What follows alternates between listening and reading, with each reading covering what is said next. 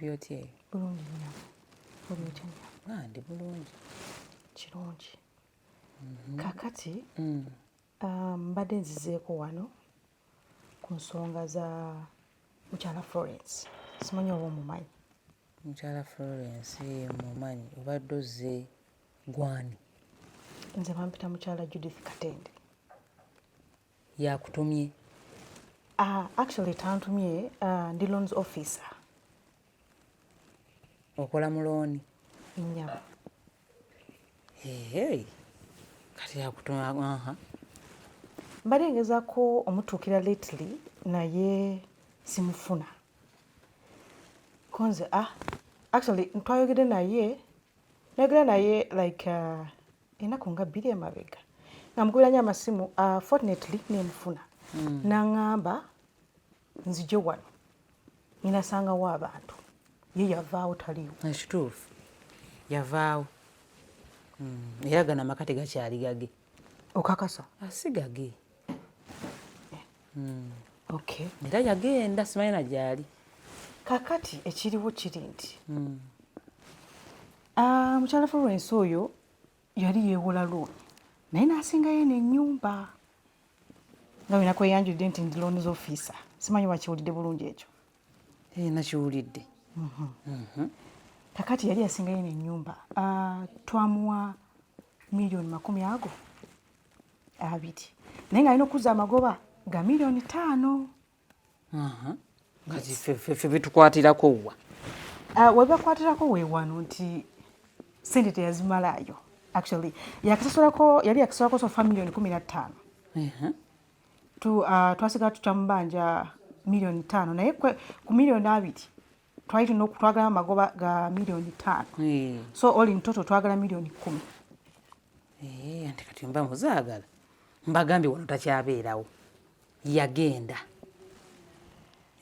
kaakati waba yagenda yansindise wano nti abali wano bebagenda okola ki bagenda okusasula ebbanja tutya ate katubuuza nze tutya ffe twagala ssente nze ndi loans officer ate gombuuza tutya ffe twalya looni si mwe mwalya looni naye kakati maama kyovudde olaba nzize wano nkunnyonnyola kozi ogambye gwe madamu ani Judith madamu Judith ennyabo we yali alya looni yateekako next of kin ebya next of kin saawa zino tebigasa kuba tubadde tugezaako bigasa mukwano bigasa twaliyo ng'alya looni twaliyo kakati maama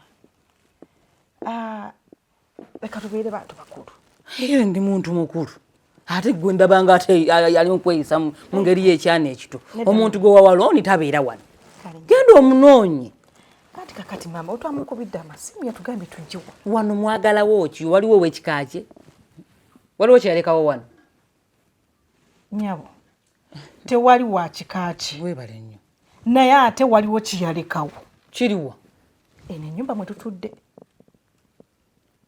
kikyotegeeza nze nsuubira kati tutandika okuteesa maybe okutwala eno ennyumba nga mugitwalawo gwe naani eno ennyumba gye yasingayo nze ne kampani madamu bamala gatwala bintu by'abandi we batyo olw'okuba bye yasingayo ye akutumya aliridda maama mbadde nsaba tuteeseganya akutumya aliridda wa angambe tosobodde kujja wano angambe abengenda osangawo we bagenda okola ki be bagenda eyo looni gye yalya ogenza okutunuulira ennyumba eno na buli kimu ekigirimu nga kijjamu ezo ssente zeezo zolooni kati gweyagala ssente nzijjewa wamanyi we yali mumuwa looni mwasooka mubuuza bino byasingayo bibye simanya gugu nawe akutumye musimu abasiba abasajja abaana gwe naye wangi maama kati mwagala kumujja mu bange ssente musasula amabanja gamu omukyala yasingayo n'ennyumba kwe kujja wano maama tuteeseganye nze mukwano tebamala gatwala property z'abantu we batyo ye maama kambuuza tewajja kuveera tewaliwo nnyiniwo gwe nannyini wano mukwano nze nannyiniwo oli bwe yavaawo nze nenzirawo nze nannyiniwo bali tokimanyi era nze muntu omutuufu wabula mukwano kirabika ebyobulungi bijja kugaana era bigenda kugaana gwe toyinza kuva eri nkwaniriza nnyini newoolizemu poliisi mukwano genda ogireete oluddewo mukwano situka wangi situka genda ogireete nete poliisi abula ebintu mubiteekamu nammwe okusaagiriza naye ku $2,000,000 ze mwamuwola okwate teyagayina kati okwate ennyumba ya milioni 8 kakati simanyi ojo veri n'amaanyi amangi ojo oze mugena gitwala obingize gena oyite police mama togere empo yita police simanyi oba ebintu bya lono bimanyi bulungi shi mbimanyi obimanyi bulungi tuwete police mubeere ffeera nammwe onoogisobola police nga lwaki sigisobola naliyo mama ekyo ono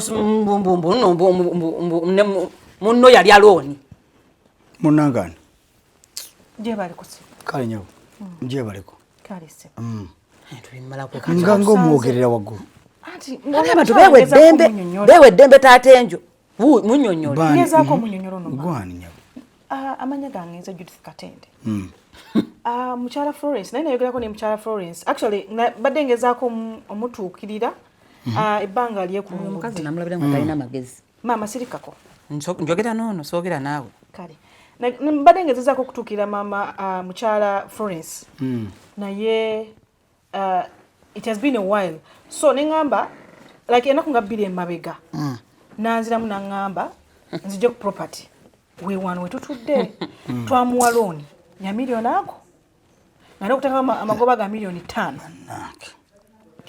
kati yali alooni nasingayo nenyumba bulira obusiru eno enyumba mwetutudde era twajjawano nti tukuba ebifaananyi buli kimu tukikola save buli kimu yazimba n'agamba maama sooka osirike n'agamba in case waba tazimanyi nze naye simanyi talinawo yavaawo dda amaze ebbanga kati mbadde simanyi kati osanze ennyonnyolo no maama nemugamba maama olwakuba nti maama abadde mukambwemu naye ebintu bitutte nkuwulira nnyonnyola mpulira kati mama mukyala Florence n'aŋŋamba zijje wano seba afunye n'amaanyi agamusindika wano kati musebo mbadde nsaba nkubuuza obuzibu bwange bwa mukyala Florence obanja senemeka kati tubanja miliyoni 10 kuba yakasulako miliyoni 15 yesebo empapula koyowulera ziriwo empapula tuziyina nzina ziri mu office lwaki toze nazo yazijjawe lindamu yazijjawe zeyakuwa ezawano zeyasinga yakuwa empapula zimanyi sebo nfe yatuleetera ekyapa n'atuwa buli kimu kyapa ki original photocopy ekyapa nno kyali kya original photocopy kirina okuba original genda okyetegereza bulungi genda okyetegereza bulungi genda okyetegereza miliyoni 10 kwayagala okusinziira gyatu genda wetegereza ekyapa kyakusingira genda wetegereza ekyapa kyakusingira oba photocopy oba original tetuganya abantu byala looni mbadde nyakumanya bayakusigira photocopy oba original omanyi mupapa nnyo okuwa abantu looni kati sebo kyogeza okugamba anti mupapa nnyo okuwa abantu looni kuba olwokuba muba mwagala amagoba agamangu balaba ennyumba kalina ekyalooni nkiteeka kuba nange nalindidde ku looni wojjidde badde ŋŋambyeko ono maama nti oba tuyingizemu poliisi leeta gireete nakugambye dda waludde nawo simanyi lwaki okyatudde nawo badde nsaba njogereko n'oyo omwana kati mukyala Jane Judith Judith banange Florence gwosobola mutuukirira sebo ku ssimu njabite sibyakaka kati bisoba mukubera kati simu tekyetagisa njafuna engeri gyemuhandolingamu sebo twagala sente zaffe kuba ziruddeyo kubira Florence maama mbadde nsaba osirike tugezezaako mutuukirira omukyala for a while mumukwate mumusibe ati musibe nga property weeri gye yasingayo si yiye stop fooling people baani bamwe maama sooka osirike kanjogereko n'oyo omwami okakana otya yesebo nti property gye yakusingira si yiye webale nnyo ebipapula yabijjawa yalina copies zeyakuwa ekyapano kiri origino kyeyatuwa bakugambye ddayo tokola nsobi kubanga origino nzirina ate teziri wano waliwo azirina ontegedde bulungi so kati Florence wabale ya looni mbadde nkusaba tuddeyo ku drawing table tutereeze ekintu kino otegedde bulungi nyabo mukyala Judith olowooza ssebo omukyala musobola mufuna ntya sesuubira nti onaamufuna kuba wenjogera talina yadde n'ekikumi kuba sente zaabyo ssebo nino zizzaayo Bane Florence ya. Oba gwe tuyamba osasule ssebo. Ani asasula tuyide ebyokukola gundi. Kati shia. Ati kapafafagane loniza yo baba ya mubba mubbi. Tuyine ebizibu ebitumala mukyala gundi. Mukyala ne over mu live company bagita bati. Bagita Rico. Yes sebo. Mu office Muziruda. Ya wayo. Mama soko sirika njogera n'oli mbuzi. Office za Muziruda. Zidao kuna Namembe Road. Namembe Road. Yes sebo. Okay, Namembe Road. Okay. Kati nja kujjayo enkya. Wena sente z'okwonoona. Mbadde saagala nnyo gwe naffe tufune obukuubagano. Owulidde? Kati ku office nja kujjayo enkya. Ogenda kukolayo ki? Njagala kulaba looni engeri gye yagiryamu. Sikugisasula. Aleko omwami ajje ku office mama. Tulabe engeri tugenda kwasagana kuba sente zaabe kuba nange ziri sente jukira ffe balonzi office batusindika mu field okufuna abantu abewala kati sente company eyinza okuloza nze nazitwala. Obuzibu bw'olina oba wakirimu. Wangi mama. Nkakana mama ekisi kikakana. Obuzibu bw'olina nti olabika abakyala aboogera nnyo nabo batama. N'abajja okubanja munnaye batamanyi munnaye nabo bakusobera. Sebo oliko omukazi. Munnaye. Oba ani yamusindisa. Kati mukyala Judith, right? Wangi sebo. Okay, mpe namba yo nja kujja enkya. Ogambye mukolerawa? Kuna Mirembe Road mama. Na Mirembe Road. Company bagiyita bati? Eko. Enamba togyetaaga. Ate naji. Ate office omanyi gye ziri. Na Mirembe Road company bagiyita Eko liko. Omuwayo oba omwoyo amukamaawo. Nyina mu namba ya office mama. Office. Ya ku office. Nya. Tekamu ya ku office. Ndetekamu ya office. Kati nja kujjayo. Esimu ate. Tekamu namba. Password. Okay. Password tojina. Mama ate wano sibo chusa password nawe tekamu password. Obodo yogeranga ina password ya pawo. Kwat tekamu. Badoze. Kadi gitekemu. Kati nja kuyamba ku looni wo walacho ingire bitakwata. Sana mama. Mwada byuzi. Mpe namba njaba kubira nzije. Today ku drawing board. Yesebo. Tulabe engeri ki gye tuyinza okufuna mu jensa. Bwebanga looni yagifuna mu byaddala ejja kusasulwa. Yesebo. Tujja kuba tuyanziza nnyo. Ojja kuba tuyambye. Today ku drawing board. Okay. Kekana kanamba si. Lekale. Mpo papa ni. Njagala njikubeko. Mama wenjikuba ka obadde ki? Yabbaawo. Nedda. Bikati bireke wenjikuba ka kwata. Njagala kola appointment. Namba ya office. Badde. Tofaayo. Badde manyoju wabbaawo. Ya office. Njagala kola appointment. So mugambe.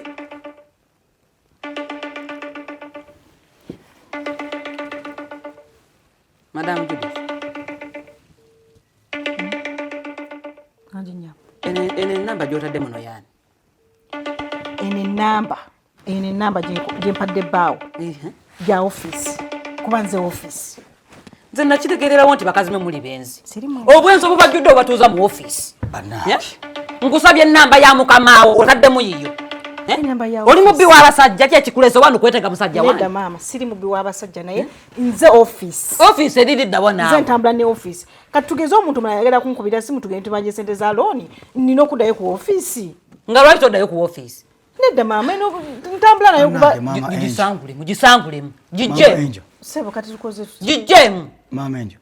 Soko oli ebbaawo kyakugamba maama. Mama enjo. Mu office bani abakwate namba. Mugambe ape namba ya mukamaawe. Mugambe akampe namba. Lwaki akweya mukamaawe? Mukamaawe ya handling loan. Si yabatuma. Ya handling loan mukamaawe. Si yabatuma. Awono musebo no yogedde bulungi. Sireka gwe naawe obwenzi obukujjudde. Mukamaawe ya handling loan oba oli ya handling kuba sendisi. Kati tukole ki? Tugenda ffenna. Mbikulekero bikwasaganya. Ate nze ngenda gisasula. Eyagiyewola agenda gisasula. Kati bireke mbikwasaganya. Okiraba. Sebo no yogedde bulungi awo. Eno taate njo kale mchala Judith. Wangi sebo. Nja kujja twogende. Gende anti mufunze fuluma ogende. Kampulikizo by'omwana. Akugabya ajja kujja mwogere. Tujja bikolako. Neyanziza nnyo. Kale. Naye kakati oli mukyala Florence ye. Omwagaza ati. Osooka omuleke. Emboozi ya mukyala Florence mbadde njagala ogireke tutandike chapter mpya. That is when kizuula nti nno loan yagifuna mu makubo nga ddala agifuna. Byapa tokirina. Ekireke tokirina. Tokirina. Ate ogenda ku office. Tokirina. Copy gyalina so original copy. Tugenda bigoberera tubirabe. Tujja kujja. Bakumaliriza da fuluma. Mwami Judith, it is okay. You can leave. Yes. I will come to your office. We sort out this matter. Thank you so much, and I appreciate for your time. Okay, thank you.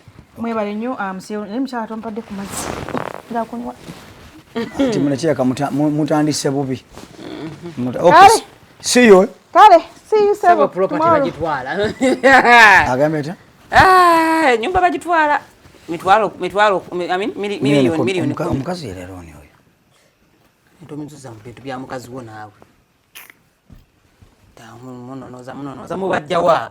Neroza tatenje tunje kikwasize eki ejo nze. Bani betujja. Nze simanyi bayimiranga bali aloni. Simanyi. Kati uzo mukazi yali azitwala wase. Nani amanyi? Walito mwaka meza. Nani amanyi? Enyumba juki ajiringa muyeka. Nze nali namuvaako. Kati munoni. Tegeka. Asasule sente z'abandi. Azijjewa. Ate yali azibola nga agenda zijjawo. Bannange. Tujja gendayo ku office tulabe. Tugenda babiri. Oyo mukazi ono simusiimye simwagadde. Akoze eki? Akoze eki? Njogera gy'abadde ayogera muntu omusaba ennamba ya mukama we n'ateeka ate nanimbye. Ndiki? Yandiŋŋambye ateekamu yiye. Akulimbye nti ki? Nti amba nnamba ya mukama we. Lwaki akweya mukama we? Andi gye tulaga. Ono ye loan officer. Yakwasaganya loan. Tannyonnyodde. Kati akweya mukama we agenda okwasaganya ebya loan.